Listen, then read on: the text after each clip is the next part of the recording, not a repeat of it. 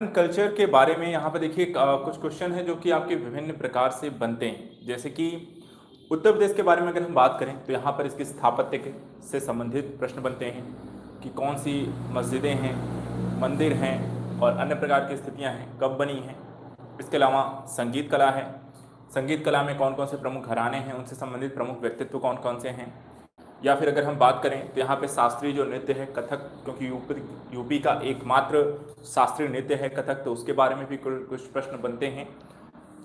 अगर इसके अतिरिक्त हम बात करें तो उत्तर प्रदेश के प्रमुख चित्रकार और उनके द्वारा जो हम कह सकते हैं ख्याति प्राप्त कृतियां हैं, प्रमुख लोकगीत, पारंपरिक लोकनाट्य, उत्तर प्रदेश के प्रमुख कला संस्थान, इसके अलावा उत्तर प्रदेश के लोक नृत्य और उत्तर प्रदेश संबंधित चलचित्र से संबंधित। तो आर्ट एंड कल्चर से रिलेटेड हम बात करें तो जो भी प्रश्न आपको बनते हैं उन सारी चीज़ों को लेकर हम यहाँ पर एक एक करके स्टडी करेंगे और आर्ट एंड कल्चर के टॉपिक को आज हम समाप्त भी करेंगे। एक ही लेक्चर में यहाँ पर सभी प्रकार के प्रमुख घटनाक्रम जो कि आर्ट एंड कल्चर से आपके लिए ज़रूरी बनते हैं वो हम देखेंगे। इसके अतिरिक्त यूपी स्पेशल के अंतर्गत आपका जो करंट अफेयर्स के रिलेटेड जो भी मैटर आए उसमें अगर आर्ट एंड कल्चर से रिलेटेड कोई टॉपिक आता है उसको ज़रूर पढ़ते रहिए, अपडेट रखिए अपने आप को, क्योंकि कई बार जो प्रश्न आपसे पूछे जा सकते हैं वो आर्ट एंड कल्चर में करंट स्टैटिक्स भी हो सकती है, तो इसलिए भी उसको भी ध्यान रखें। ऑलरेडी आपको करंट का यूपी का दिया जा चुका है, तो इसलिए इन सारी चीज़ों को आप अच्छे से स्टडी करें। चलिए बात करते हैं उत्तर प्रदेश की कला एवं संस्कृत की। सबसे पहले यहाँ पर जानने की कोशिश करते हैं संगीत कला के बारे में उत्तर प्रदेश संबंधित क्या है प्रमुख यहाँ पर घटनाक्रम। तो देखिए यहाँ पे सबसे पहले तो भरत मुनि का नाट्य शास्त्र जो है उत्तरी भारत में संगीतज्ञों का बाइबल कहा जाता है। ध्यान रखिएगा, संगीतज्ञों का बाइबल भरत मुनि का नाट्य शास्त्र को बोला जाता है। इसके अतिरिक्त उत्तर प्रदेश लोक संगीत काफी, पीलू, वृंदावनी, सारंग जैसे रागों को यहाँ पे जन्म दिया गया है। तो कौन कौन से राग यहाँ पे जन्म हुए हैं उत्तर प्रदेश संबंधित, तो इनको भी ध्यान रखना है, जिसमें काफी, पीलू, वृंदावनी और सारंग है। इसके अतिरिक्त महाप्रभु वल्लभाचार्य ने मथुरा वृंदावन में पुष्टि संप्रदाय की स्थापना की, जिसका मुख्य विषय था कृष्ण लीला। ठीक है, तो यहाँ पे ध्यान रखिए, कृष्ण लीला जैसी यहाँ पे रासलीलाएं, रामलीला और इस तरह के जो लोक नृत्य, लोक नाट्य होते हैं वो भी आपके प्रश्न यहाँ पे बनते हैं। तो इसकी प्रारंभ कहाँ से हुई है? पुष्टि संप्रदाय। पुष्टि संप्रदाय किसके द्वारा स्थापित किया गया? महाप्रभु वल्लभाचार्य के द्वारा, और इन्होंने इस संप्रदाय से संबंधित जो भी संगीत कला को जन्म दिया उसका एक मुख्य विषय के रूप में कृष्ण लीला को यहाँ पर स्थान दिया। इसके अलावा वल्लभाचार्य ने संगीतबद्ध भजन पदों के गायन को मंदिरों में अर्चना पद्धति, ठीक है, तो मंदिरों में जो किसी अर्चना कह सकते हैं, संगीत जो किया जाता था, संगीत का आयोजन होता था, वो एक लयबद्ध रागों के माध्यम से होता था, जिसे नाम दिया गया अर्चना पद्धति। तो ये किसके द्वारा यहाँ पे आपको उत्पन्न होता है, किसके द्वारा प्रारंभ किया गया? तो नाम ध्यान रखिएगा आपको, वल्लभाचार्य के द्वारा। इसके अलावा कृष्ण भक्ति संप्रदाय में आपको अष्ट प्रहर उपासना का विशेष प्रचलन है। तो अष्ट प्रहर उपासना जो होती है कृष्ण भक्ति संप्रदाय से संबंधित है। विट्ठलनाथ एक इंपॉर्टेंट फैक्ट यहाँ पर देखिए, विट्ठलनाथ से रिलेटेड काफी सारे जो इंपॉर्टेंट एस्पेक्ट है इसमें बहुत ही प्रमुख है, क्योंकि यहाँ पर आपको जो चीजें अभी हम पढ़ने जा रहे हैं ये आपके लिए इंपॉर्टेंट है। देखिएगा, विट्ठलनाथ ने कृष्ण लीला गान संप्रदाय के रूप में अष्टछाप कवि, यहाँ पर यह प्रश्न पूछा गया, अष्टछाप कवि विट्ठलनाथ के द्वारा जो अष्टछाप कवियों की यहाँ पे बात की गई है, ये कौन कौन से कवि हैं, कौन कौन से कवि इसमें सम्मिलित हैं, ये अष्टछाप कवि के अंतर्गत कौन कौन आते हैं, इनको ध्यान रखिएगा। तो एक बार फिर से ध्यान रखिएगा, विट्ठलनाथ ने कृष्ण लीला गान संप्रदाय के रूप में अष्टछाप कवियों को यहाँ पर सम्मिलित किया था, जिसमें सूरदास, नंददास, परमानंद दास, कुंभन दास, चतुर्भुज दास, छीत स्वामी, गोविंद स्वामी और कृष्णदास थे। ठीक है, तो ये 8 नाम आपको ध्यान रखने हैं। इसके अलावा स्वामी हरिदास ने केलीमाल तथा अष्टदश पदों की यहाँ पे रचना की, जिसमें 110 पदों का राग विभाजन किया गया है। ठीक है, 110 पदों का राग विभाजन किसमें किया गया है? केलीमाल और अष्टदश नामक पदों की रचना इनके द्वारा की गई है। किसके द्वारा? स्वामी हरिदास के द्वारा। हरिदास ने यहां पर देखिए, स्वामी हरिदास जी ने यहां पे ध्रुपद की डागुर बानी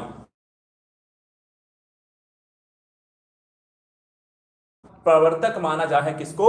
हरिदास। इसके अलावा ग्रंथ है, एक ग्रंथ है जिसका नाम है नाद विनोद। कौन सा ग्रंथ है? एक नाद विनोद। और इस नाद विनोद में स्वामी हरिदास के 8 शिष्यों का उल्लेख है।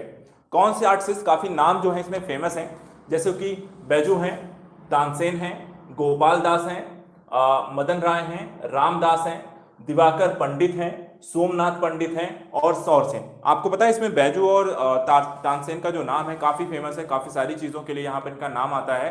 तो ये किसके यहाँ पे शिष्य थे? यहाँ पे ध्यान रखिएगा, स्वामी हरिदास के हैं। इसके अलावा स्वामी हरिदास ने प्रचलित वीणा में 18 की जगह 22 से 24 पर्दे लगाकर कई सारी नई वीणा वादन शैलियों को विकसित किया है। ठीक है, किसके द्वारा? स्वामी हरिदास के द्वारा।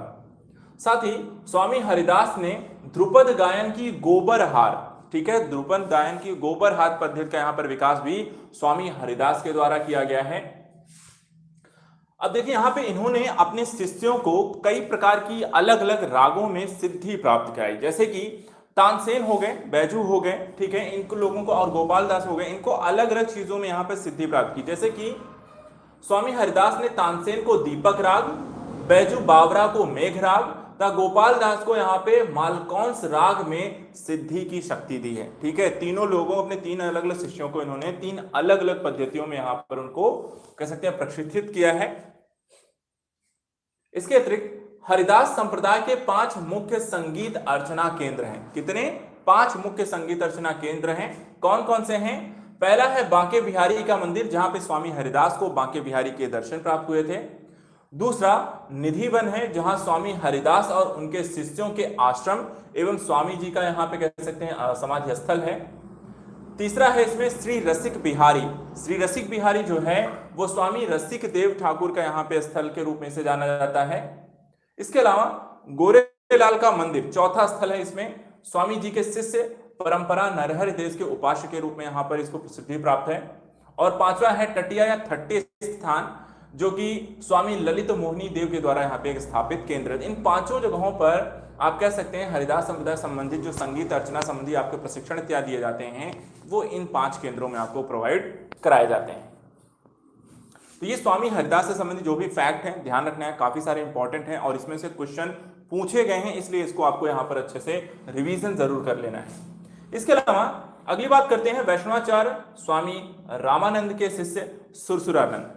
सुरसुरानंद ने 500 ध्रुपद बंदिशों की रचना की थी, जो रामानंदी ध्रुपद के नाम से जाना जाता है। ठीक है, तो रामानंदी ध्रुपद से संबंधित अगर आपको प्रश्न पूछा जाता है किसकी रचना है, तो बात यहां पर ध्यान रखिएगा, सुरसुरानंद जी की रचना है, जो कि इसमें 500 ध्रुपद बंदिशों की ये रचना है।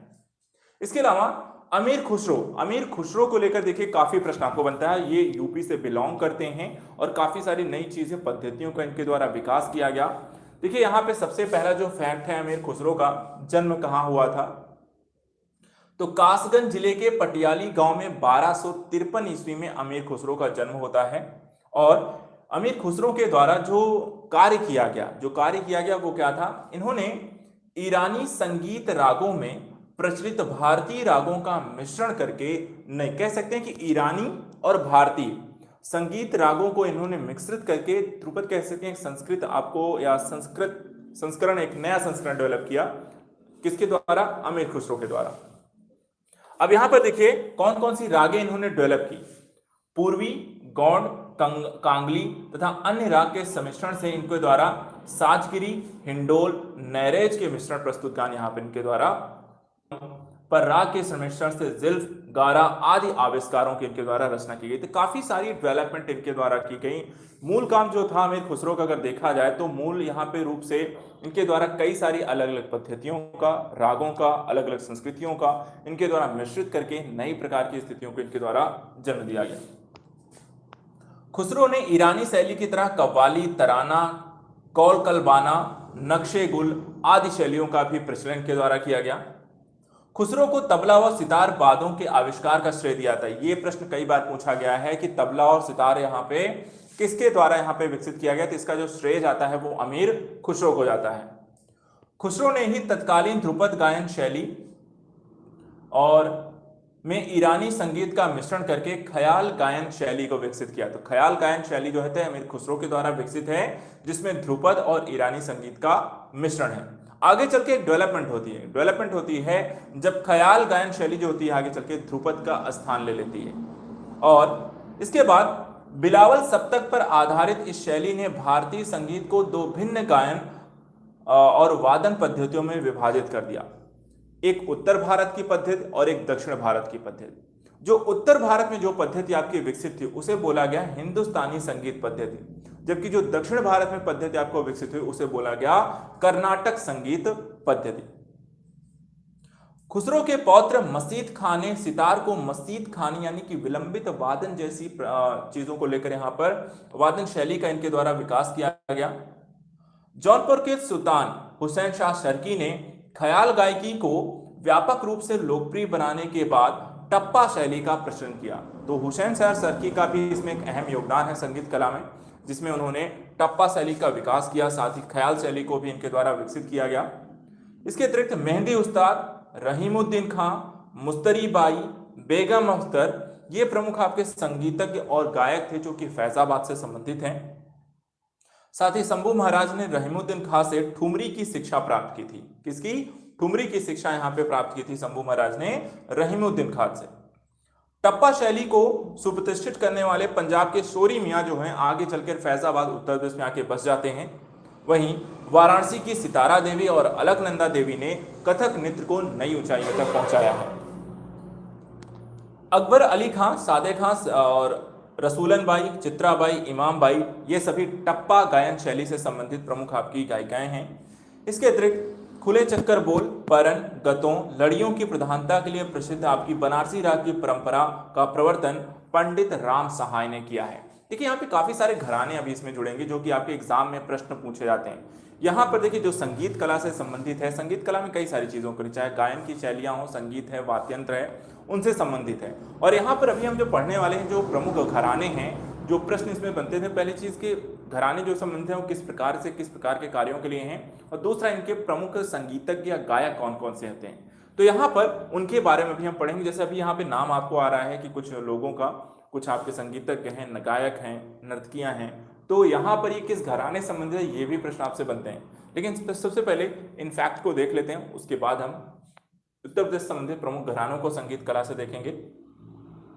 इसके अलावा देखिए वायलिन वादन में श्रीमती एन राजब, शहनाई वादन में उस्ताद बिस्मिल्लाह खां, सितार वादन में पंडित रविशंकर, राजमन सिंह, उस्ताद मुश्ताक अली खां तथा नृत्य में उदय शंकर एवं गोपी कृष्ण ने वाराणसी का गौरव बढ़ाया। तो देखिए यहाँ पे वाराणसी अपने आप में कला के दृष्टिकोण से एक समृद्ध शहर के रूप में आपको देखने को मिलता है, जहाँ पे कई सारे, ठीक है, चाहे वो ऐसा नहीं है कि आपको कई अलग अलग क्षेत्रों के कह सकते हैं कि यहाँ पे उस्ताद हैं, वो यहाँ पर आपको देखने को मिलते हैं, जिसमें नृत्य हो गया, आपको गायन शैलियां हो गई आपकी, ठीक है। इसके अलावा काशी विश्वनाथ मंदिर में प्रातःकाल शहनाई वादन की जो परंपरा है आज भी आपको सुनने की मिलती है। अस्सी घाट वाराणसी में खुले प्रांगण में गंगा तट पर ध्रुपद मेला आज भी आपको शिवरात्रि के अवसर पे आयोजित होता हुआ आपको मिल जाएगा। तो अगर आप कभी भी वाराणसी जाते हैं तो अस्सी घाट अगर जाते हैं शिवरात्रि के अवसर पर, तो ये अवसर आपको वहां पर मिल सकता है। ध्रुपद गायन शैली का आयोजन जो होता है उसे आप वहां पर एंजॉय कर सकते हैं, सुन सकते हैं। इसके अलावा रामपुर रियासत के नवाब हामिद अली तत्कालीन मूर्धन्य ध्रुपद गायक के उस्ताद वजीर खां के शिष्य थे। साथ ही बिंदादीन जैसे कथक के नृत्य के आचार्य उस्ताद वजीर खां के तथा कोदक सिंह जैसे पखावज वादक वाजिद अली शाह के दरबार में थे। वाजिद अली शाह जिसे कहा जाता है कि उत्तर प्रदेश में जो संगीत कला का विकास हुआ है, संगीत कला का जो विकास हुआ उत्तर प्रदेश में अवध शासन काल में सबसे, या स्वर्ण युग की एक संज्ञा भी दी जाती है, वो वाजिद अली शाह के शासन काल को दी जाती है, जिसमें उत्तर प्रदेश में कह सकते हैं अवधी शासन काल में सबसे अच्छा रहा संगीत कला के विकास के लिए। इसके अलावा ठुमरी के प्रणोता महाराज बिंदादीन थे, ये भी ध्यान रखिएगा। ठुमरी के प्रणोता कौन थे? महाराज बिंदादीन थे। उस्ताद खुर्शीद अली खां लखनऊ गायकी के विस्तार के लिए माने जाते हैं। वादिज अली शाह रहस्य नृत्य का विशेष आयोजन करते हैं और साथ ही यहाँ पर कृष्ण की भूमिका को स्वयं प्रस्तुत करते हैं। तो यहाँ पर देखिए वाजिद अली शाह से संबंधित एक बहुत ही कह सकते हैं एक तथ्य जुड़ा हुआ है कि इनके द्वारा जैसे रासलीला जैसी मंचन इनका होता था, जिसमें कृष्ण की भूमिका जो होते थे स्वयं वहां पर निर्वाह करते थे। इसके अतिरिक्त वाजिद अली शाह ने स्वयं को अख्तर पिया तथा बिंदादीन ने सनद पिया उपनाम से ठुमरी की अनेक बंदिशें तैयार की हैं। ये भी क्वेश्चन पूछा गया है, अख्तर पिया से संबंधित ये क्वेश्चन एग्जाम में पूछा गया है, ध्यान रखिएगा। अख्तर पिया किसका एक उपनाम है, ठीक है, तो वाजिद अली शाह का है, और इन्होंने इस नाम से जो होते हैं ठुमरी की बंदिशें लिखी हुई हैं। इसी तरीके से जो सनद पिया है ये महाराज बिंदादीन का उपनाम है, और इन्होंने इस नाम से भी बंदिशें जो लिखी हुई हैं वो ठुमरी की लिखी हैं। वाजिद अली शाह के समय में कथक नृत्य एवं ठुमरी को विशेष लोकप्रियता प्राप्त हुई। साथ ही नवाब वाजिद अली शाह के काल को अवध की कला की दृष्टि से स्वर्ण युग भी कहा जाता है। ये प्रश्न कई बार इस तरीके के क्वेश्चन बनते हैं, अवध का स्वर्ण युग या संगीत कला का जो स्वर्ण युग है अवधीय शासन काल में किसके पास या किस शासक के समय के था, तो वाजिद अली शाह। इसके अलावा बिंदादीन के अंतरिक्त सब्बू महाराज, लच्छू महाराज और बिरजू महाराज ने लखनऊ के कथक शैली को नई दिशा यहाँ पे प्रदान की है। तो प्रमुख आपके नर्तक जो हैं वो आपको इसमें दिखाई देते हैं। अब यहाँ पे देखिए, जैसा हमने कहा था संगीत कला के बारे में जो आपके फैक्ट हैं, जो नॉलेज है, वो तो आप यहाँ पर देख रहे हैं, लेकिन संगीत कला से संबंधित जो बहुत सारे जो आपके प्रश्न बनते हैं वो आपके बनते हैं घरानों संबंधित। लखनऊ घराना कहाँ पर है, किस लिए फेमस है, कौन से प्रमुख नर्तक हैं, तो इसमें हम कई सारे घरानों के बारे में आपको यहाँ पे जानकारी देने जा रहे हैं। ध्यान से सुनिएगा, फैक्चुअल्स हैं और इनको आपको अच्छे से स्टडी करनी है। ये आपके प्रश्न यहाँ पर काफी बनते हुए दिखाई देते हैं। सबसे पहले बात करते हैं लखनऊ घराना की। लखनऊ घराने देखिए मोदू खां तथा बख्शू खां या बख्शूर खां ने तबले के लखनऊ घराने का सूत्रपात, यहाँ पे ध्यान रखिएगा, ठीक है, तो सूत्रपात किसने किया, स्थापित किसने किया, ये नाम यहाँ पे ध्यान रखना है। तो लखनऊ घराना को प्रारंभ किसने किया, संस्थापक कौन थे, मोदू खां और बख्शू खां। मोदू खां के शिष्य पंडित राम सहाय ने बनारस बाज घराने का प्रवर्तन किया। पंडित सखाराम, पंडित अयोध्या प्रसाद इनको पखावज में यहाँ पर इनको निपुणता प्राप्त थी। इसी तरह उस्ताद दूल्हे खां, उस्ताद सखावत हुसैन खां सरोद वादन करते थे। सादिक अली खां ने बीनकार, उमर खां, इलियास खां सितार वादन और GN गोस्वामी वायलिन में यहाँ पे पारंगत थे। यूसुफ अली खां, ध्रुव तारा जोशी सितार से संबंधित यहाँ पर थे। तो ये सारे जो आपके प्रमुख व्यक्ति हैं, इसमें देखा जाए तो लखनऊ घराने के अंतर्गत वादन और यहाँ पे वाद्य यंत्र से संबंधित यहाँ पर विकास आपको ज्यादा देखने को मिलता है, जिसमें पखावज, वायलिन, सितार, वीणा, यहाँ पर ये सारी चीजों को लेकर कार्य करता हुआ आपको दिखाई देता है। दूसरा है आगरा घराना। आगरा घराना देखिए मुगल काल में संगीत का यह सबसे बड़े केंद्र के तौर पर विकसित हुआ था और इसका सूत्रपात किया था श्याम रंग और सरस रंग के द्वारा। आगरा घराने को करवाल बच्चा घराना भी कहा जाता है, ठीक है, कौन सा घराना, करवाल बच्चा घराना भी से कहा जाता है। इस घराने में के अद्वितीय गायक थे उस्ताद फैयाज खां। उस्ताद फैयाज खां नाम ध्यान रखिएगा, आगरा घराने से संबंधित हैं। आगरा घराने की जो उत्पत्ति है खुदाबख्श मानी जाती है और आगरा घराने के जो प्रमुख संगीतकार हैं उसमें हैं घग्घे खुदाबख्श, शेर खां, गुलाम अब्बास, गुलाम हैदर खां, इमदाद खां, हमीद खां, विलायत हुसैन खां और फैयाज खां। तीसरा इसमें घराना है सहारनपुर घराना। इसके प्रवर्तक हैं खलीफा मोहम्मद जुमा, जो कि एक सूफी संत थे और इनके द्वारा इस घराने के अंतर्गत गायन, बीन, रबाब और सितार वादन में यहाँ पर सिद्ध हस्ती प्राप्त थी। इनके द्वारा सहारनपुर के बहराम खां को पंडित की उपाधि भी यहाँ पर दी गई थी और अन्य जो इस घराने से संबंधित प्रमुख संगीतकार हैं उसमें हैं बंदे अली खां, जकीरुद्दीन खां, अल्लाह बंदे खां, नसरुद्दीन खां, रहीमुद्दीन खां, नासिर मोइनुद्दीन डागर, नसीर अमीनुद्दीन डागर, निर्मोल शाह। ये आपके प्रमुख आपके सहारनपुर घराने से संबंधित व्यक्ति रहे हैं।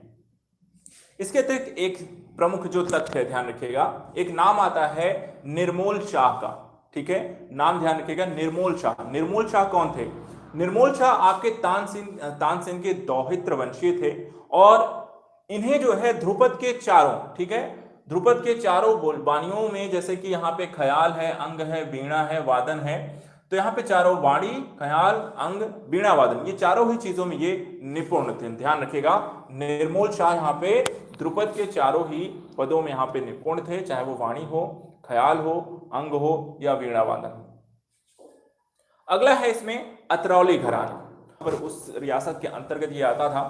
इसमें देखा जाए तो काले खां, चांद खां इसके संस्थापक थे और भूपत खां, इमाम बख्श, गुलाम खां, हस्यू खां, दौलत खां, अली अहमद खां, ख्वाजा अहमद खां, अजमत हुसैन खां ने ध्रुपद, धमार, होली, ख्याल, दारदा सभी शैलियों को यहाँ से प्राप्त हुआ, अर्थात इस शैलियों का यहाँ पर विकास होता था।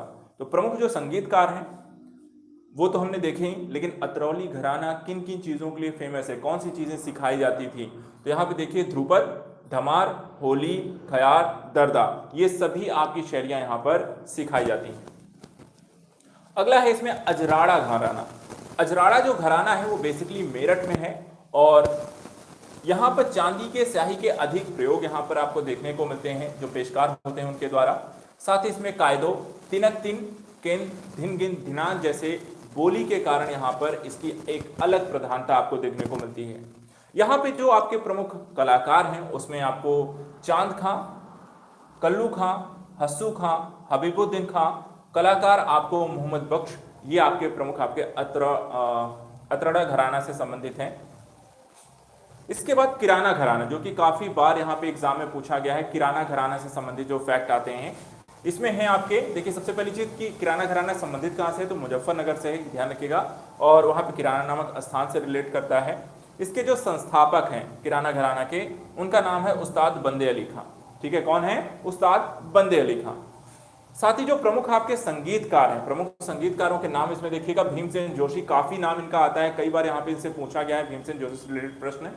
इसके अलावा गंगूबाई हंगल का नाम आपने सुना होगा, रोशन आरा बेगम का नाम सुना होगा, अब्दुल करीम खां, स्वामी गंधर बहरे बुआ और राम भक्त, ये सारे के सारे किससे रिलेटेड हैं? किराना घराना से। चलिए नेक्स्ट यहाँ पर है रामपुर घराना।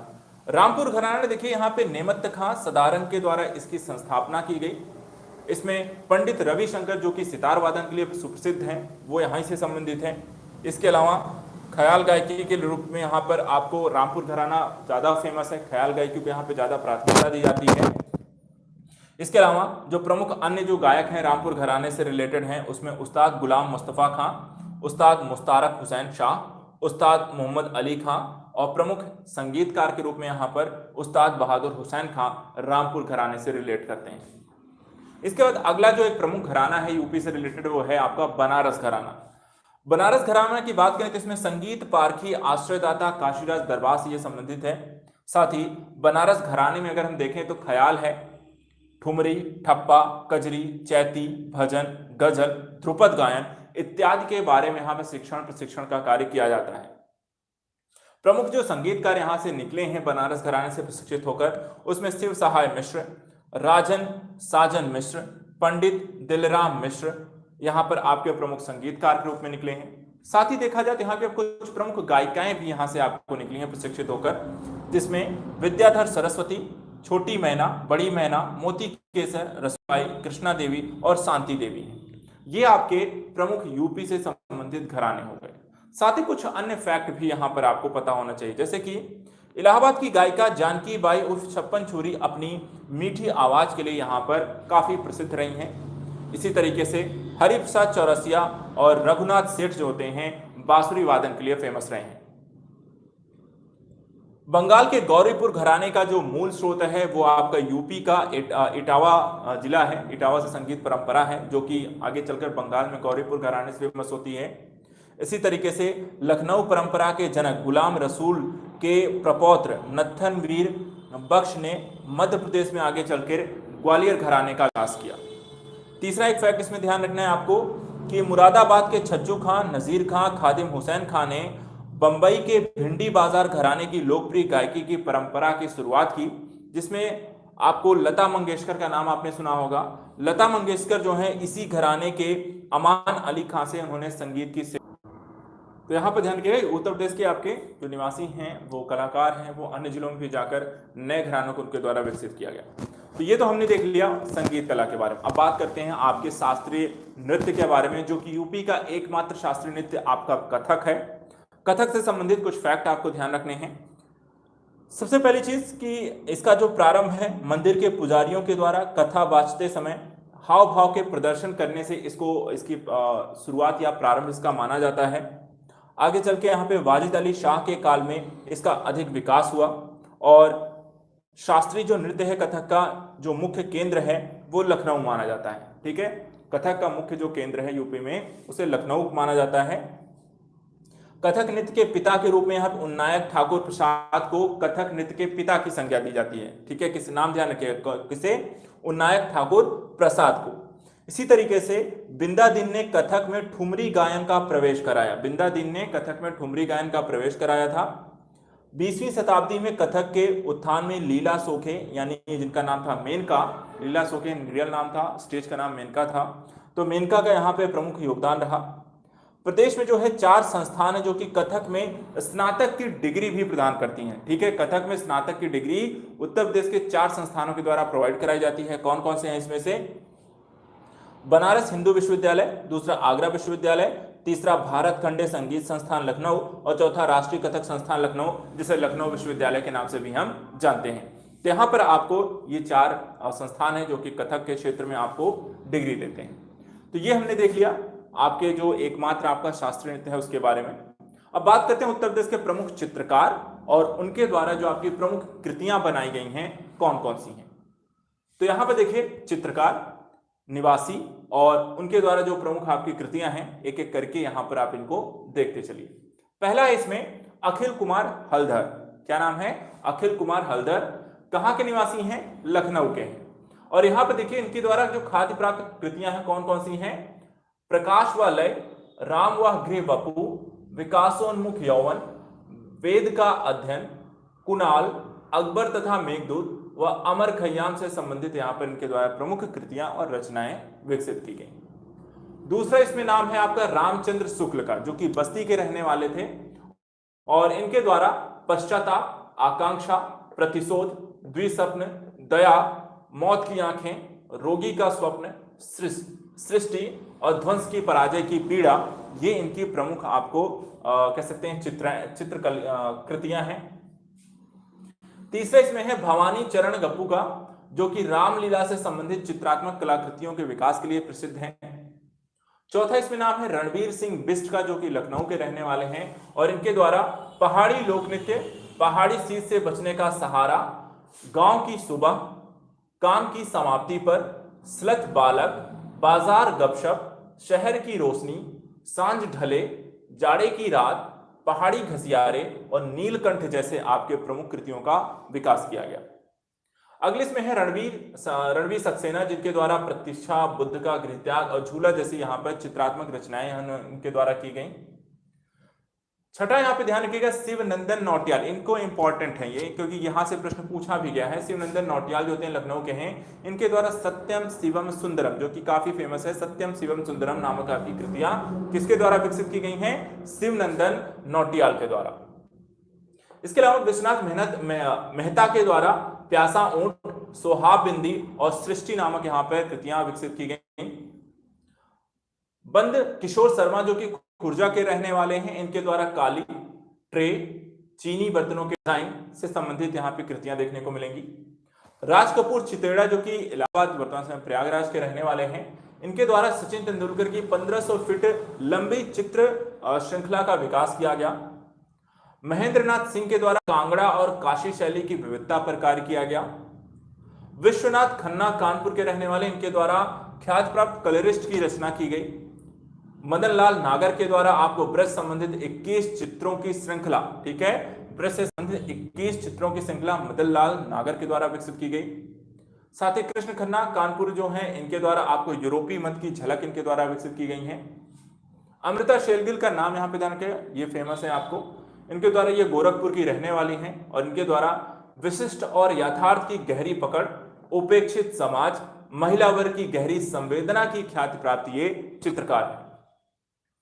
अंतिम है जगन्नाथ मुरलीधर अहिवासी, जो लखनऊ के रहने वाले हैं और इनको फेमस इसलिए हैं क्योंकि इनके द्वारा ही उत्तर प्रदेश का जो विधानसभा है, उस विधानसभा में जो भित्ति चित्री आपको देखने को मिलती है वो किसकी रचनाएं हैं? जगन्नाथ मुरलीधर अहिवासी की। तो इनका नाम आपको ध्यान रखना है। तो कुछ इंपॉर्टेंट फैक्ट हैं, इनको यहाँ पे चित्रकारों के नाम आपको ध्यान रखना है। चलिए अब बात करते हैं उत्तर प्रदेश संबंधित कुछ प्रमुख लोक गीतों की, जो कि आपके प्रश्न में आए हुए हैं अर्थात एग्जाम में पूछे जा चुके हैं। इसमें पहला है कजली, ठीक है। कजली जो होता है वो वर्षा ऋतु का लोकगीत है, जिसकी उत्पत्ति मिर्जापुर से हुई है और यह भाद्र कृष्ण तृतीया को विंध्यवासिनी देवी के जन्मोत्सव पर कजरी पर्व के रूप में मनाया जाता है। ठीक है, कब मनाया जाता है? विंध्यवासिनी देवी के जन्मोत्सव के अवसर पर इसे मनाया जाता है मिर्जापुर के क्षेत्र में। मिर्जापुर में कजली के 4 अखाड़े हैं। कौन कौन से? पहला है पंडित शिवदास मालवी अखाड़ा, दूसरा है जहांगीर अखाड़ा, तीसरा है बैरागी अखाड़ा, चौथा है अक्खड़ अखाड़ा। ठीक है, इसके अलावा थोड़े बहुत अंतरों के साथ कजरी जो होती है पूर्वांचल के वाराणसी, प्रयागराज, अवध, गोरखपुर तक यहां पर गाई जाती है। और प्रमुख जो कजली गायिका हैं उनका नाम है मालती अवस्थी। तो यहां पर मालती अवस्थी का नाम सब जानते हैं, फेमस है। तो ये किसके संबंध थे? कजली गायिका के रूप में। अगली इसमें है सोहर। सोहर क्या होता है? ये पूर्वांचल और अवध में यहां पर काफी फेमस है इस क्षेत्र में, जो कि बच्चों के जन्म के अवसर पर इसे गाया जाता है। तीसरा है नकटा। नकटा जो है ये संस्कार गीत तथा कव्वाली विशेष रूप से अवध और सामान्य रूप से पूर्वांचल में ये काफी प्रचलित है। मूल रूप से इसे विवाह गीत और होली गीत, जो कि फगुआ का क्षेत्रीय स्तर के रूप में हम जानते हैं, के अवसर पर इसे प्रदेश में यहां पर प्रचलित है नकटा का। इसके बाद झूला, होरी, फाग, रसिया, ये क्या है? ब्रज क्षेत्रों में गाए जाने वाले प्रमुख आपके लोकगीत हैं। इसमें से जो झूला है वो सावन के समय में आपको देखने को मिलता है, पड़ता है, और जो होरी है वो फागुन के समय पे आपको गाई जाती है। पवारा। पवारा जो है एक नृत्य प्रधान आपका लोकगीत है, और ये जो होता है मूल रूप से बुंदेलखंड के क्षेत्र में आपको गाया जाता है। पांचवा इसमें है आपका आल्हा। आल्हा जो है अगर देखा जाए तो पूरे प्रदेश में, खासकर बुंदेलखंड के एरिया में इसका ज्यादा यहाँ पर प्रयोग किया जाता है, जो कि एक वीर रस प्रधान आपका लोकगीत है। तो यहां पे ध्यान रखिएगा, कजली, सोहर, नकटा, आल्हा, झूला, होरी, फांग, रसिया, ये सब के सब आपके यूपी के प्रमुख लोक गीत हैं। अब लोकगीत के बाद पारंपरिक आपके लोक नाट्य कौन कौन से हैं वो भी आप देख लीजिए। देखिए, राज्य में कठपुतली कला संरक्षण प्रशिक्षण संवर्धन योजना 2004-5 में कठपुतली कला को पुनर्जीवित करने के लिए प्रारंभ की गई। तो यूपी के जो प्रमुख आपके लोकनाट्य हैं उसमें नौटंकी है, रासलीला है और रामलीला है। तो कठपुतली के बाद नौटंकी क्या है? नौटंकी क्या है? इसका मूल रूप विधि जो है, मूल रूप जो होता है जिस रूप में मनाया जाता है उसका है नाटक के स्वरूप में। इसमें हाथरसी तथा कानपुरी नाट्य शैलियां के द्वारा संवाद व गायन के माध्यम से लोक कथाओं को विकसित किया जाता है। दोनों ही चीज होती हैं, संवादात्मक शैलियां, मतलब चीजें, नाटक में जो होता है संवाद भी होता है और गायन भी होता है। किसमें? नौटंकी का जब आयोजन होता है। साथ ही इसमें कलाकारों पर जो नौटंकी से संबंधित वर्तमान समय में जो कलाकार हैं, क्योंकि इसका बहुत बड़े स्तर पर ना तो राज्य सरकार में तो बहुत सपोर्ट नहीं मिलने के कारण और लोगों की रुचि भी बहुत ज्यादा ना होने के कारण नौटंकी से संबंधित जो कलाकार हैं उनकी स्थिति काफी खराब हुई है। राज्य सरकार ने इन सभी चीजों को सुव्यवस्थित करने के लिए और नौटंकी का संरक्षण करने के लिए नौटंकी कला केंद्र नामक एक संस्था भी यहां पर बनाई है। रामलीला क्या होती है? यह अवधि व अन्य स्थानीय भाषाओं में प्रस्तुत की जाने वाली है। नवरात्र के दिनों पर इसका आयोजन होता है, सितंबर अक्टूबर के माह में। और देखा जाए तो उत्तर प्रदेश में ये भगवान राम के जीवन की महत्वपूर्ण और विशेष घटनाओं का सार्वजनिक रूप से मंचन इसमें किया जाता है। उत्तर प्रदेश की प्राचीन प्रतिनिधि रामनगर वाराणसी में रामलीला के वर्तमान में पूरे नगर में यहाँ पर छाई रहती है, आयोजन करते हैं। इसके अलावा प्रयाग की जो रामलीला है उसका भी एक अलग शैली यहाँ पर आपको विकसित है, जो कि काफी फेमस है। रामलीला की तरह रासलीला भी आपको काफी फेमस यहाँ पर आपको सुनने को मिलती है। रासलीला क्या है? पारंपरिक ब्रज शैलीबद्ध है, जिसमें मंचन जो होता है ब्रजभाषी लोगों के द्वारा लीलाओं के प्रमुखता से, यहाँ कृष्ण की लीलाओं के, श्री कृष्ण जन्माष्टमी के अवसर पर श्री कृष्ण की लीलाओं संबंधित यहाँ पर मंचन किया जाता है, जिसमें श्री कृष्ण तथा गोपियों से संबंध आपके लीलाओं का प्रमुखता से मंचन होता है। इसमें उर्मिल कुमार थपलियाल, राज विशारिया, सूर्य वाजिद अली शाह के द्वारा काफी सारी यहाँ पर इन सभी लोगों के द्वारा अर्थात मंचन किए जाते हैं। 1843 में लखनऊ में नवाब वाजिद अली शाह के द्वारा लिखित किस्सा राधा कन्हैया तथा 1853 में उन्हीं के संरक्षण में सैयद आगा हसन अमानत लखनवी कृत इंदर सभा के मंचन का जिक्र होता है। तो ये दो नाम आपको ध्यान रखने हैं। इन दोनों ही वाजिद अली शाह के द्वारा यहाँ पर देखिए कृष्ण से संबंधित लीलाओं का भी मंचन किया जाता है, उनसे संबंधित आपको जानकारी जो होती है उनके कृत रचनाओं में देखने को मिलती है। इसके अलावा उत्तर प्रदेश की मुख्य नाट्य जो संस्थाएं हैं कौन कौन सी हैं? पहला है भारतीय नाट्य संघ जो कि आगरा में है, दूसरा है साधना नाट्य कला केंद्र गाजियाबाद में, यायावर लखनऊ में, नेहरू बाल भवन प्रयागराज में, अभिनव ज्योति वाराणसी में, स्वास्तिक मथुरा में, रूपांतर गोरखपुर में, श्री नाट्यम वाराणसी में, मध्यम नाट्य संस्थान गाजीपुर में आपके प्रमुख नाट्य संस्थान के तौर पर यहाँ पर स्थापित है।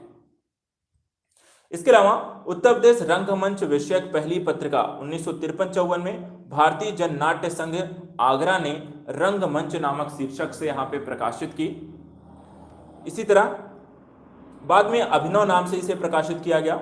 जुलाई 1970 में उत्तर प्रदेश की संगीत नाटक अकादमी ने प्रदर्शनकारी कलाओं को संगीत नृत्य नाट्य को समर्पित त्रैमासिक छायानगर यहाँ पर आरंभ किया था। ठीक है, त्रैमासिक पत्रिका छायानगर को आरंभ किया गया, जिसका प्रकाशन अब यहाँ पर नियमित रूप से किया जाता है। इसके अतिरिक्त प्रमुख संगीत कर्मी शाखा बंदोपाध्याय ने वर्ष 2001 में त्रैमासिक पत्रिका कला वसुधा का संपादन किया जा रहा है। भारतीय नाट्य अकादमी ने वर्ष 2000 में भरत रंग अर्धवार्षिक तथा डॉक्टर शिव मोरस सिंह ने संपादक के महत्व के नाटक संस्थान की ओर से वार्षिक नाट्य पत्रिका रंग प्रभा का यहाँ पे प्रकाशन किया था। कुछ प्रमुख पत्रिकाएं हैं जो कि रंगकर्मी कला इत्यादि से संबंधित हैं, वो यहाँ पर हमने देख ली। अब बात करते हैं उत्तर प्रदेश के कुछ प्रमुख कला संस्थानों के बारे में। कौन कौन से प्रमुख कला संस्थान हैं, उनके द्वारा किस तरीके का कार्य किया जाता है। इसमें पहला है भारत खंडे संगीत संस्थान। ठीक है, ये कहाँ है? 15 जुलाई 1926 को marriage college of Hindustani music की यहाँ पर नींव पड़ी, जिसके संस्थापक थे पंडित विष्णु नारायण भारत खंडे। स्वतंत्रता के पश्चात 1960 के समय इसका नाम परिवर्तित किया गया और नाम कर दिया गया भारत खंडे हिंदुस्तान संगीत महाविद्यालय रख दिया गया। 1966 में संस्कृत मंत्रालय के अंतर्गत यह कार्य करने लगा और 24 अक्टूबर 2000 में से डीम्ड विश्वविद्यालय घोषित कर दिया गया और घोषित करने के साथ इसके नाम को बदल के कर दिया गया भारत खंडे संगीत संस्थान, जो कि लखनऊ में आपका स्थित है। यह संगीत के क्षेत्र में अपनी तरह का एक पहला विश्वविद्यालय भी है। इसके अतिरिक्त संस्थान के द्वारा शास्त्रीय संगीत की चारों विधाएं जैसे गायन, तालवाद्य, स्वरवाद्य और नृत्य में शिक्षा, प्रशिक्षण, डिग्री, स्नातक, डिप्लोमा इत्यादि प्रदान किया जाता है। उपशास्त्रीय गायन के रूप में ये ध्रुपद, घमार, होली, ठुमरी, दादरा, संवादनी, सुगम संगीता इत्यादि में डिप्लोमा भी प्रदान करते हैं। इसके अतिरिक्त लोक नृत्य में ये 3 वर्षीय पाठ्यक्रम का भी संचालन करते हैं। दूसरा है राज्य ललित कला अकादमी। कला तथा कलाकारों को प्रोत्साहित करने के लिए, कला के प्रति लोगों में जागृत उत्पन्न करने के लिए इसकी स्थापना की गई है।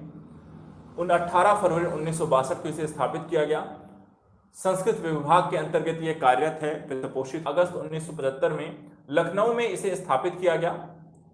अकादमी के द्वारा नाट्यकला के विभिन्न पक्षों जैसे कि अभिनय हो गया, निर्देशन हो गया, रंग तकनीक हो गई, नाट्य शैली हो गई, इस सभी में साहित्य विषयों में गहन प्रशिक्षण इनके द्वारा प्रदान किया जाता है। संगीत विभाग के संस्कृत विभाग के अंतर्गत यह स्वायत्त रूप से कार्य करने वाली एक संस्था है। इसके बाद उत्तर प्रदेश संगीत नाटक अकादमी है, जिसकी स्थापना 13 नवंबर 1963 को लखनऊ में की गई। इस अकादमी में संगीत के साथ साथ नृत्य, नाटक, लोक संगीत, लोक नाट्य की परंपराओं के प्रचार और संवर्धन को लेकर कार्य करते हैं। अगला है राष्ट्रीय कथक संस्थान, जो कि लखनऊ में स्थित है। 1988-89 में इसको स्थापित किया गया। राष्ट्रीय स्तर पर कथक के विविध घरानों की परंपराओं का अभिलेखीकरण, युवा प्रतिभाओं को प्रोत्साहन, वरिष्ठ कलाकार के संरक्षण व नृत्य का संवर्धन इनके द्वारा राष्ट्रीय कथक संस्थान के द्वारा किया जाता है। मई 2010 से यह लखनऊ विश्वविद्यालय से संबद्ध हो गया और अब यह स्नातक की डिग्री भी कथक में देता है। अगला इसमें अयोध्या शोध संस्थान। 18 अगस्त 1986 को तुलसी स्मारक भवन अयोध्या में स्थापना की गई। अयोध्या के कला, साहित्य, लोक इतिहास और परंपराओं की पांडुलिपियों तथा वस्तुओं, शिल्प तथ्यों का संग्रह, संरक्षण, अध्ययन इत्यादि इनके द्वारा, इस संस्थान के द्वारा कराया जाता है। साथ ही अयोध्या, रामायण और तुलसीदास के साहित्य और दर्शन संबंधित शोध कार्यों को भी ये प्रोत्साहित करते हैं। अगला है उत्तर प्रदेश जैन विद्या शोध संस्थान। ये जैन विधाओं का राष्ट्रीय संदर्भ में अध्ययन, शोध, जैन तीर्थंकरों की सांस्कृतिक महत्व की परंपरा, आधारभूत मान्यताएं, मानवीय मूल्य, कला, अवशेषों का विश्लेषण, संरक्षण इत्यादि का कार्य यहां पर करते हैं। यह भी यहां पर संस्कृत विभाग के अंतर्गत आपके एक स्वास्थ्य संस्था के तौर पर कार्य करती है। इसके बाद है जनजाति एवं लोक कला संस्कृत संस्थान, जो कि प्रदेश में जनजाति व लोक संस्कृत से संबंधित संरक्षण, संवर्धन, प्रदर्शन हेतु 1966 में लखनऊ में स्थापित की गई। तो उत्तर प्रदेश के जो आपके प्रमुख संस्थान रहे हैं, जो कला को संरक्षित करते हैं, विकास करते हैं और उसके साथ साथ वहां प्रशिक्षण देते हैं, डिग्री प्रदान करते हैं, लोगों को जागृत करते हैं, ये सारा काम यहाँ पर इन संस्थानों के द्वारा किया जाता है। इसके बाद आता है उत्तर प्रदेश मध्यकाल और आधुनिक काल, तीनों ही दृष्टिकोणों से यहाँ पर विकसित हुई है। साथ ही एक मथुरा कला शैली के बारे में भी आपको इसमें ध्यान रखना है, इससे रिलेटेड भी आपको स्थापत्य के प्राचीनतम अवशेष मौर्य काल से प्राप्त हुए हैं, जिनका निर्माण चुनार के बलुआ पत्थर से हुआ है। मुख्य अवशेष जो होते हैं वो शिला स्तंभ और स्तूप के रूप में प्राप्त हुए हैं, जिसमें सारनाथ का सिंह स्तंभ मौर्यकालीन कला का एक सर्वोत्कृष्ट नमूने के तौर पे, एक सर्वोत्कृष्ट आपको स्थापत्य कला के तौर पे आप देख सकते हैं। इसके अतिरिक्त मथुरा के परखम और बुरादा से यक्षों और यक्षिणियों की मूर्तियां मिली हैं। ध्यान रखिए कहां से मिली हैं? मथुरा से मिली हैं। यक्ष यक्षिणियों की मूर्ति आपको मथुरा से मिली हैं। कुषाण काल में मथुरा कला शैली चरमोत्कर्ष पर थी, जिसमें जैन तीर्थंकर, बौद्ध, हिंदू देवी देवताओं की मूर्तियां आज भी आपको लखनऊ, वाराणसी, प्रयागराज, मथुरा के संग्रहालयों में संरक्षित आपको मिल जाएंगी। इसके अतिरिक्त मंदिर निर्माण कला का भी यहाँ पर इनके द्वारा विकास हुआ था इस काल में। सबसे ज्यादा अगर देखा जाए तो गुप्त काल में यहाँ पर मंदिर निर्माण शैली जो होती है वो आपको ज्यादा विकसित होती हुई दिखाई देती है। प्रमुख जो मंदिर हैं वो इसमें देखें तो देवगढ़ झांसी का आपको पत्थर निर्मित मंदिर है। साथ ही भीतरगांव आपको कानपुर का, भीतरी का गाजीपुर जो मंदिर है वो ईंट से निर्मित है। ठीक है, भीतरगांव और भीतरी का जो मंदिर है दोनों ही आपको ईंट से निर्मित मंदिर है। मथुरा शैली, सारनाथ शैली का विकास आपको दोनों ही किस काल में देखने को मिलता है? गुप्त काल में अधिक आपको, अर्थात एक चरमोत्कर्ष की स्थिति यहाँ पर दिखाई देती है। इसके अतिरिक्त इस काल में मृत्तिका के द्वारा निर्मित कलाकृतियों के कुछ उत्कृष्ट नमूने जो होते हैं आपको राजघाट वाराणसी, सहेत महत गोंडा बहराइच, भीतरगांव कानपुर, अहिछत्र बरेली के स्थानों से आपको मिल जाएंगे। तो मूल रूप से आपके प्राचीन काल में अगर हम देखें तो कुषाण, गुप्त और मौर्यकालीन आपको स्थल, मूर्तियां, मंदिर और ये आपको यहाँ पर प्रमुख रूप से स्थापत्य के नमूने के तौर पे आप देख सकते हैं। इसमें यहाँ पे एक बात की गई मथुरा कला शैली के बारे में, तो चलिए थोड़ा सा समझते हैं मथुरा कला शैली क्या है, किस तरीके से विकसित हुई है, इसकी अपनी क्या यहाँ पे विशेषता है और ये कैसे यहाँ पे कार्य करती है। क्योंकि मथुरा कला शैली के बारे में अगर हम बात करें तो ये आपके एग्जाम के लिए क्वेश्चन बनता हुआ दिखाई देता है। यूपी स्पेशल है, इस फैक्ट भी है और मथुरा से शेट्टी से रिलेटेड करता है। तो आइए देखते हैं कि मथुरा कला शैली की अपनी क्या क्या विशेषताएं रही हैं। सबसे पहले देखिए इसका जो मथुरा कला शैली का जो उद्भव हुआ है, कब हुआ है? ईसा पूर्व प्रथम शताब्दी के अंत में कुषाण काल के समय में इसके उद्भव के रूप में इसे जाना जाता है। इस शैली की जो मूर्तियां हैं उनका जो निर्माण है वो सफेद चित्तीदार वाले लाल रवादार पत्थर से किया गया है। यहाँ पर जो मथुरा कला शैली में जो स्त्रियों की मूर्तियां मिली हैं उन स्त्रियों की मूर्तियों के नेत्रों में चंचलता, कटाक्ष और बागपन में भारतीयता की स्थिति दिखाई देती है। साथ ही इनमें काफी सारे आभूषणों से ये लदी हुई हैं। साथ ही इनकी आकृतियां नितंब पर अत्यंत चौड़ी तथा कमर पर पतली हैं। चपल मुद्रा में खड़ी हुई और साथ ही यहाँ पर सिंधु सभ्यता की नर्तकी वाला यहाँ पे संस्मरण ये कराती हुई आपको दिखती हैं। देखिए ध्यान रखिएगा मथुरा कला शैलियों में स्त्रियों की भी मूर्तियां आपको प्राप्त हुई हैं। इसके अलावा मथुरा कला शैली में जो मूल रूप से इसका संबंध है वो बौद्ध, जैन और ब्राह्मण तीनों धर्मों से संबंधित है। ध्यान रखिएगा मथुरा कला शैली के अंतर्गत जैन, बौद्ध और ब्राह्मण तीनों ही धर्म से संबंधित आपको कलाकृतियों का विकास है। इसके अतिरिक्त प्रथम से चतुर्थ शताब्दी इस के बीच में यहाँ पर इस कला शैली का एक अभूतपूर्व आपको विकास होते हुए देखा जा सकता है। मथुरा कला के जो मुख्य केंद्र हैं, ठीक है, मथुरा कला का विकास के रूप में जो मुख्य केंद्र हैं वो कौन कौन से हैं? तो यहाँ पे ध्यान रखिएगा, नाम ध्यान रखिएगा। मथुरा एक तो स्वयं मथुरा हो गया, दूसरा इसमें तक्षशिला, अहिछत्र, श्रावस्ती, वाराणसी, कौशाम्बी आदि स्थान यहाँ पे मथुरा कला शैली के लिए फेमस है। इस शैली में बुद्ध जो होते हैं आपको आसन में बैठे हुए दिखाई देते हैं और साथ ही स्थानक खड़े हुए, दोनों ही कह सकते हैं स्थितियों में, अर्थात खड़े और बैठी दोनों तरीके की मुद्राएं आपको मथुरा कला शैली में आपको देखने को मिलेंगी। बुद्ध की जो प्रतिमा है अगर हम उसको देखें तो मथुरा कला शैली में जो बुद्ध की प्रतिमा बनाई गई है वो बाल विहीन है, मूछ विहीन है, वस्त्र रहित है, अलंकरण विहीन है, लेकिन प्रभा मंडल युक्त आपको प्रतिमा जो होती है मथुरा कला शैली के अंतर्गत बुद्ध की बनाई गई है। इसके अलावा मथुरा कला शैली में बुद्ध की समस्त प्रसिद्ध मुद्राओं में यहां पर प्रदर्शित हैं, अर्थात कई प्रकार की मुद्राओं में बुद्ध की प्रतिमा आपको बनाई गई है। कौन कौन सी यहां पर मुद्राएं हैं? तो एक है वरद हस्त मुद्रा, अभय मुद्रा, धर्मचक्र प्रवर्तन मुद्रा, भूमि स्पर्श मुद्रा। इन सारी मुद्राओं में आपको बुद्ध की प्रतिमाएं मथुरा कला शैली में देखने को मिलती हैं।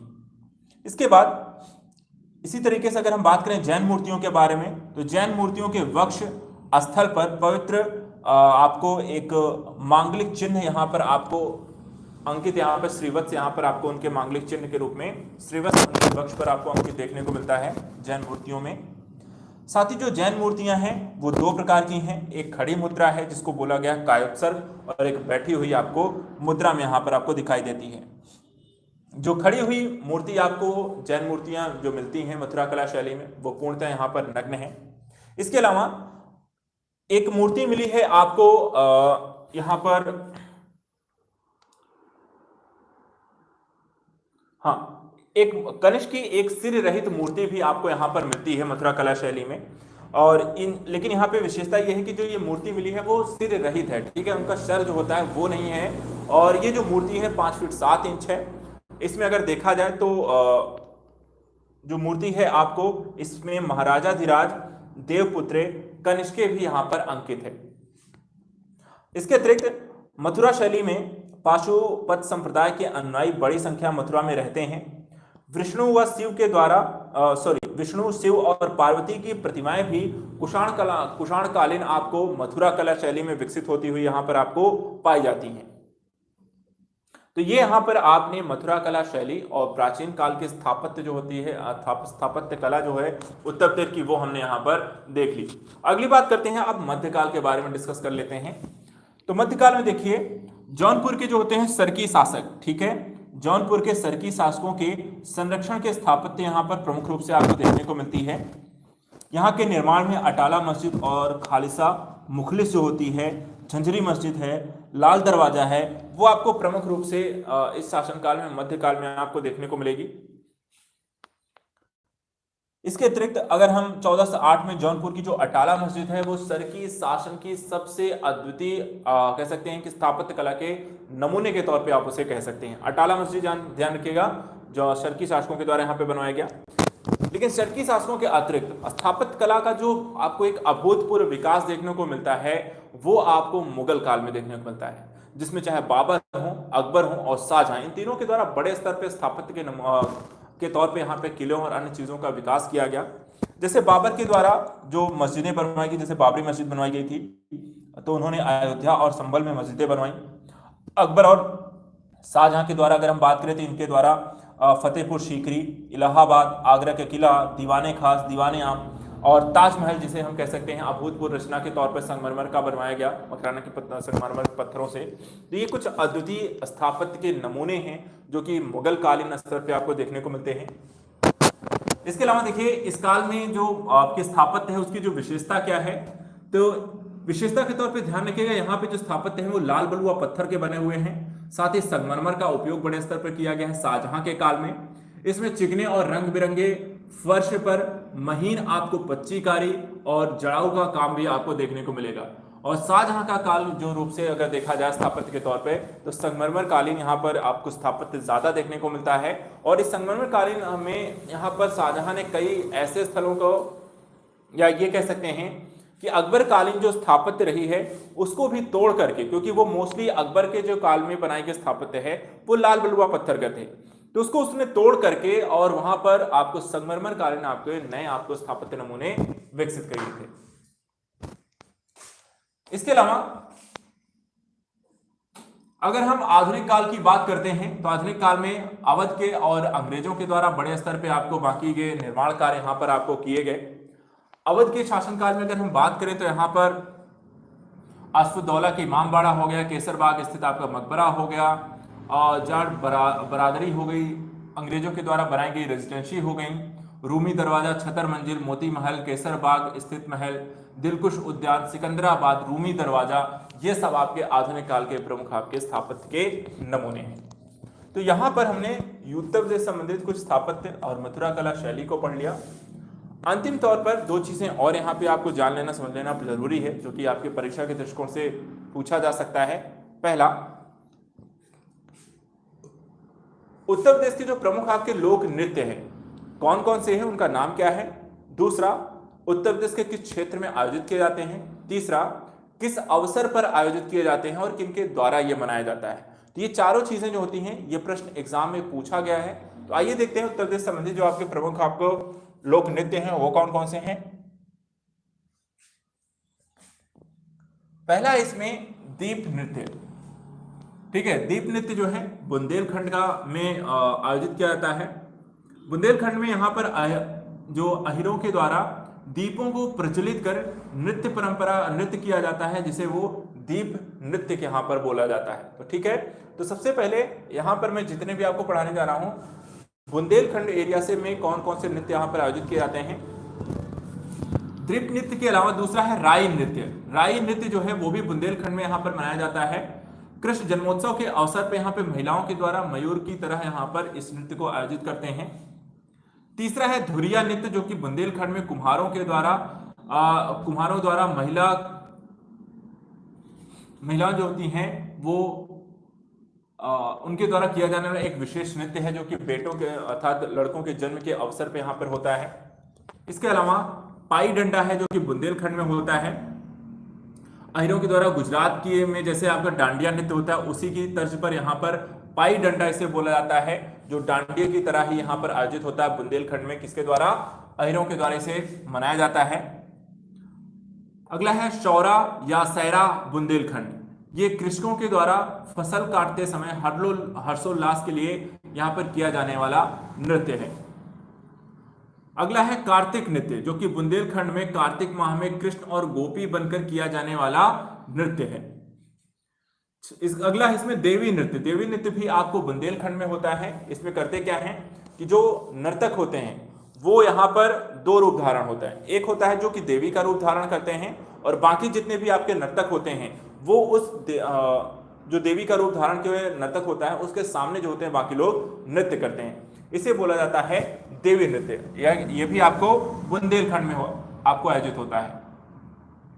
अगला है ख्याल नृत्य। यह भी आपको बुंदेलखंड में होता है, और पुत्र जन्मोत्सव के समय मंदिर एक होता है कागज और इत्यादि की डंडे इत्यादि से बना करके एक मंदिर बनाया जाता है, और उस मंदिर को सर पे रखा जाता है और सर पे रख करके वहां पे नृत्य किया जाता है पुत्र के जन्मोत्सव के समय। इसे क्या बोला जाता है? ख्याल नृत्य। अगला है घोड़ा नृत्य, जो कि बुंदेलखंड में बाजों की धुन पर घोड़ों के नृत्य की स्थिति को बोला जाता है। नेक्स्ट है लठमार नृत्य। यह भी बुंदेलखंड में आयोजित होता है, और इसमें देखिए चित्रकूट में दीपावली के अवसर पर यहाँ पर लठमार नृत्य का आयोजन किया जाता है। अभी जैसे दिवाली का टाइम है तो यहाँ पर लठमार जो नृत्य होगा वो बुंदेलखंड में मनाया कैसे जाता है। जैसे ब्रज में आपको होली के समय में लठमार होली मनाई जाती है, वैसे यहाँ पर ये नृत्य आपको मनाया जाता है बुंदेलखंड में दीपावली के अवसर पर। चलिए अब बात करते हैं चरकुला नृत्य। चरकुला नृत्य काफी फेमस है, एग्जाम में पूछा भी गया है। चरकुला नृत्य जो होता है ब्रज क्षेत्र का है, और इसमें घोड़ा नृत्य या रथ या बैलगाड़ी के पहिए पर अनेकानेक घड़े रखकर किए जाने वाला एक प्रमुख नृत्य है, जिसे वो चरकुला नृत्य कहते हैं। चरकुला के बाद अगला है इसमें कथक नृत्य, जो कि लखनऊ में आयोजित होता है, शास्त्रीय एक नृत्य है। अगला है, अब हम बात करेंगे अवध क्षेत्र से संबंधित आपके प्रमुख नृत्य कौन कौन से हैं। पहला इसमें है ठुमरी नृत्य, जो कि श्रृंगार रस की प्रधानता से श्री कृष्ण और गोपी के रूप में यहाँ पर नर्तक जो होते हैं मंचन करते हैं, जिसे बोला जाता है ठुमरी नृत्य। अगला है कलाबाजी नृत्य, जो कि अवध के क्षेत्र में ही यहाँ पे नर्तकों के द्वारा बाजा लेकर कच्ची घोड़ी पर बैठ करके यहाँ पर नृत्य किया जाता है। जोगनी नृत्य भी अवध में मनाया जाता है रामनवमी के अवसर पर। पुरुष जो नर्तक होता है उसमें कुछ आपके महिलाओं इत्यादि का वेश धारण करते हैं और साधुओं की भांति यहाँ पे साधुओं के रूप में नृत्य करते हैं। अगला है ढेरिया नृत्य। ढेरिया जो नृत्य है ये भी आपको अवध में मनाया जाता है और राम के जो होते हैं लंका विजय के अवसर पर यहाँ पर सर पर जो होता है दीपक रखकर इस नृत्य को किया जाता है, जिसका नाम है आपको ढेरिया नृत्य। नेक्स्ट है आपका डोमकच नृत्य। डोमकच नृत्य यहाँ पर उत्तर प्रदेश में धुरिया और गोंड जनजातियों के द्वारा डोम जनजाति को सम्मान देने के लिए यहाँ पे डोमकच नृत्य का आयोजन किया जाता है। चलिए अब बात करते हैं पूर्वांचल के प्रमुख लोक नृत्यों की। इसमें सबसे पहला है धीवर नृत्य। धीवर जो नृत्य है वो पूर्वांचल का है, जिसमें कछार जाति के द्वारा शुभ अवसर पर किया जाने वाला एक नृत्य है। नटवरी नृत्य जो होती है पूर्वांचल में अहिरों के द्वारा नक्कारे की लय पर किए जाने वाले नृत्य को कहते हैं। कटघोड़वा नृत्य भी पूर्वांचल में आयोजित होता है, जिसमें नर्तक जो होता है कृत्रिम घेरे में रह करके एक कृत्रिम घोड़ी पर बैठ करके नृत्य करता है। धोबिया नृत्य भी पूर्वांचल में आयोजित होता है, जिसमें धोबी समुदाय जो है गधों के साथ अपने संबंधों को प्रस्तुत करने के लिए वहां पे इस नृत्य का आयोजन करता है। नेक्स्ट इसमें पासी नृत्य। पासी नृत्य भी पूर्वांचल में आयोजित होता है, जिसमें पासी समुदाय के द्वारा एक लयबद्ध नृत्य किया जाता है। अब यहाँ पर अगला है चौरसिया नृत्य, जो कि जौनपुर में होता है। इसमें कहारों द्वारा किए जाने वाला एक नृत्य है, जिसे चौरसिया नृत्य कहते हैं और जौनपुर में इसका आयोजन होता है। चलिए अब बात करते हैं ब्रज क्षेत्र के प्रमुख आपके लोक नृत्य। तो एक हमने देखा चरकुला का तो आयोजन होता ही है ब्रज में। इसके अलावा रास नृत्य होता है, जो ब्रज क्षेत्र में रासलीला के दौरान किया जाने वाला एक नृत्य है, जिसे बोला जाता है रास नृत्य। अगला है झूला नृत्य। झूला नृत्य जो है वो ब्रज क्षेत्र में श्रवण मास में मंदिरों में किया जाता है। नेक्स्ट है मयूर नृत्य। मयूर जो नृत्य है वो ब्रज क्षेत्र में नृत्य के दौरान मोर के पंखों से बने वस्त्र को धारण करके किया जाने वाला आपको नृत्य को मयूर नृत्य कहते हैं और ब्रज क्षेत्र में इसका आयोजन होता है। चलिए अब बात करते हैं मिर्जापुर में आयोजित होने वाले कुछ नृत्यों की। इसमें है कर्माशीला नृत्य, जो कि मिर्जापुर के साथ साथ सोनभद्र में भी आयोजित होता है और खरखार आदिवासियों के द्वारा आयोजन किया जाता है। नेक्स्ट है चौलर नृत्य। चौलर जो नृत्य है वो मिर्जापुर में अच्छी वर्षा और फसल की कामना के लिए, चौलर जो नृत्य है फसल और अच्छी वर्षा के लिए मिर्जापुर में आयोजित होता है या मिर्जापुर में यहाँ पे लोगों के द्वारा किया जाता है। डठिया नृत्य है सोनभद्र में संतान कामना के हेतु सरस्वती नृत्य है। ढरकहरी नृत्य सोनभद्र में जनजातीय एक नृत्य है। छलिया नृत्य राजपूतों के द्वारा तलवार और ढाल के साथ किए जाने वाला नृत्य है। और छपेली नृत्य आध्यात्मिक समृद्धि की कामना हेतु रुमाल और दर्पण के साथ किया जाने वाला नृत्य है। तो ये जितने हमने यहाँ पर हैं उत्तर प्रदेश से संबंधित आपके प्रमुख लोक नृत्य हैं वो आपको हमने यहाँ पर देख लिया। अब अंतिम तौर पर उत्तर प्रदेश से संबंधित जो फिल्म कथानक, क्योंकि वो भी एक कला संस्कृति का हिस्सा है, रंगमंच का हिस्सा है, तो यहाँ पर देख लेते हैं उत्तर प्रदेश संबंधित जो फिल्म से संबंधित जो प्रमुख घटना है या प्रमुख आपके तथ्य हैं। पहला, भारत की प्रथम बोलती फिल्म आलम आरा के निर्देशक वीपी मिश्र देवरिया के रहने वाले थे।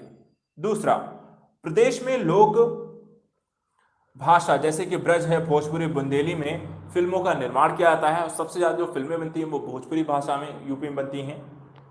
1975 में उत्तर प्रदेश चलचित्र निगम की स्थापना की गई। कब की गई? चलचित्र का मतलब होता है फिल्में, ठीक है। 1975 में इसकी स्थापना की गई। प्रमुख वित्त चित्र में उत्तर प्रदेश में जो आपके प्रमुख वित्त चित्र आपको बनाए गए हैं, जैसे कि लखनऊ हो गया, मेरा लखनऊ हो गया, महात्मा गांधी और उत्तर प्रदेश हो गया, चोर चोर हो गया, नैमिषारण्य हो गया, ब्रज होली, ग्राम्या, बुंदेलखंड, ये सभी आपके प्रमुख वित्त चित्र हैं जो कि यूपी बेस्ड आपके बने हुए हैं। इसके अलावा नोएडा को छोटी फिल्म सिटी भी आपको माना जाता है और एक नई फिल्म सिटी बनाने का भी यहाँ पर प्रस्ताव रखा गया है।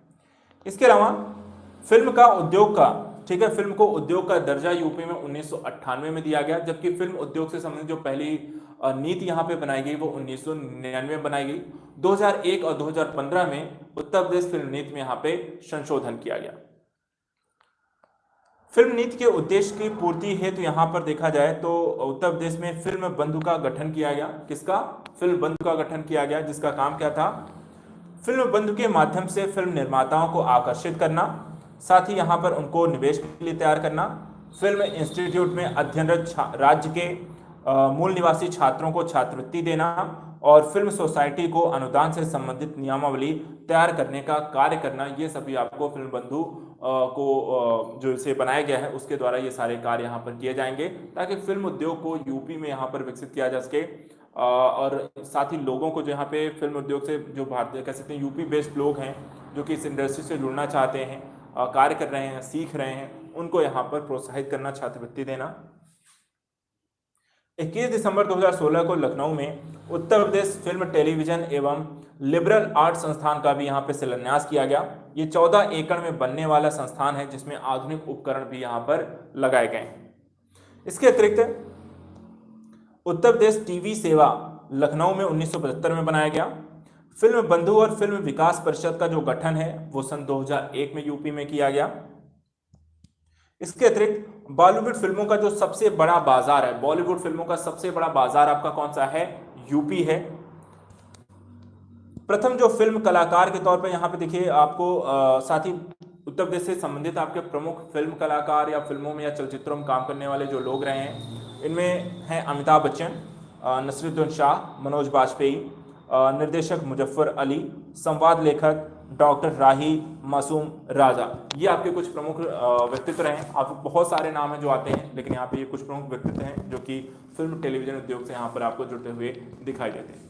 तो ये आपका यहाँ पर हो गया उत्तर प्रदेश की संबंधित आपकी कला एवं संस्कृति से संबंधित सभी प्रमुख कथानक, चाहे वो संगीत हो, स्थापत्य हो, नृत्य हो, शास्त्रीय नृत्य हो, लोकगीत हैं, लोक आपके नाट्य हैं, चित्रकला हो, हर सभी संबंधित आपके साथ ही प्रमुख संस्थान कौन कौन से हैं यहाँ पे, और उसके अलावा फिल्म उद्योग से संबंधित आपके सभी घटनाक्रम आपके कंप्लीट हो गए हैं। इनको अच्छे से स्टडी कर लीजिएगा। काफ़ी सारे फैक्ट रिलेटेड प्रश्न इसमें से बनते हैं और इसीलिए फैक्चुअल चीज़ों को यहाँ पे सारा कुछ कोट कर दिया गया है। तो आप लोग बैठ के अच्छे से रिवीजन करिए। बाकी की क्लास नेक्स्ट सब्जेक्ट यहाँ पर आपको देखिए, हिस्ट्री आपकी खत्म हो गई, आर्ट एंड कल्चर, दो चीज़ें यहाँ पे यूपी रिलेटेड खत्म हो गया। कल से हम अलग सब्जेक्ट यहाँ पे पॉलिटी स्टार्ट करेंगे। तो यूथ से संबंधित, पॉलिटी संबंधित और राज्य व्यवस्था संबंधित टॉपिक कल स्टडी करेंगे। आज के लिए इतना ही। इसको अच्छे से बैठ के स्टडी कर लीजिएगा। Thank you so much.